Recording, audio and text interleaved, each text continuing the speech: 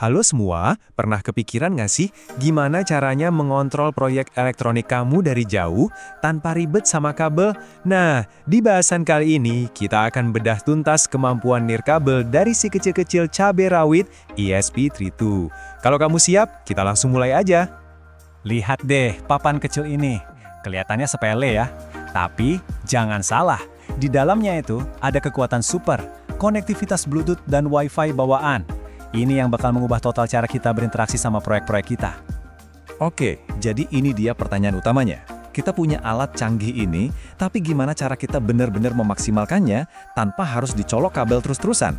Nah, itu dia yang akan kita pecahkan bareng-bareng hari ini. Biar kita tetap fokus, misinya kali ini simple banyak.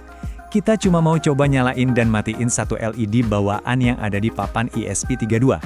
LED ini terhubung ke pin GPIO2.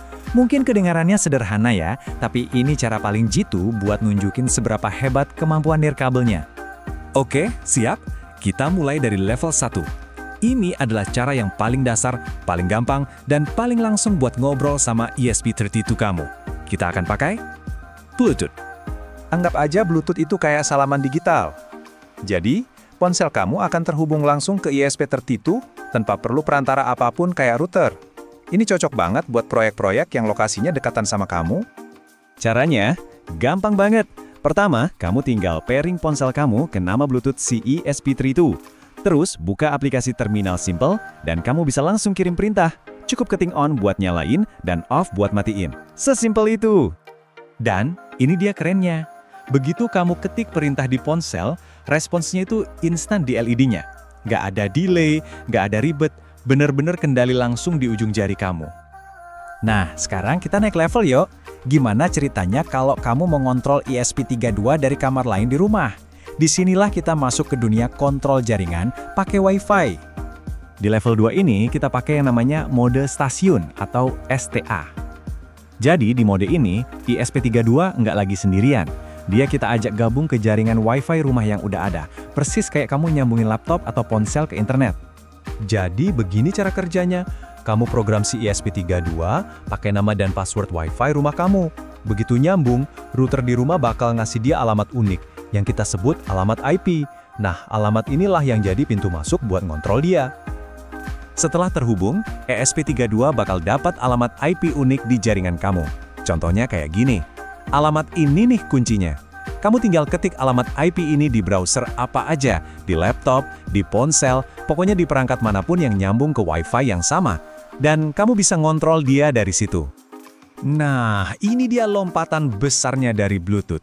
Kamu nggak lagi terbatas sama jarak dekat. Selama perangkat kamu ada di jaringan Wi-Fi yang sama, mau itu PC di ruang kerja atau tablet di dapur, kamu punya kendali penuh atas ESP32. Oke, kita udah lihat kontrol langsung pakai Bluetooth dan kontrol jaringan pakai Wi-Fi. Sekarang, gimana kalau kita bisa dapetin dua-duanya sekaligus? Selamat datang di level 3, level dengan fleksibilitas paling tinggi. Mode ganda ini ibaratnya the best of both worlds lah. Jadi SP32 secara bersamaan nyambung ke Wi-Fi rumah kamu, itu mode stasiun, dan pada saat yang sama, dia juga bikin jaringan Wi-Fi sendiri yang bisa kamu sambungin. Itu namanya mode access point atau AP. Biar lebih jelas, kita lihat perbedaannya ya. Kalau mode access point, kamu nyambung langsung ke ESP32. Ini bagus kalau lagi nggak ada jaringan Wi-Fi, tapi ya gitu, nggak ada internet.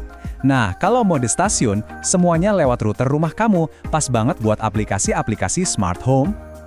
Terus, gunanya apa sih punya dua mode begini? Coba bayangin deh, Wi-Fi rumah kamu tiba-tiba mati. Kalau cuma pakai mode stasiun, ya udah pupus kendali. Tapi dengan mode ganda, tenang aja. Kamu tinggal sambungin ponsel kamu langsung ke jaringan Wi-Fi yang dibuat sama si ESP32. Kendali tetap di tangan.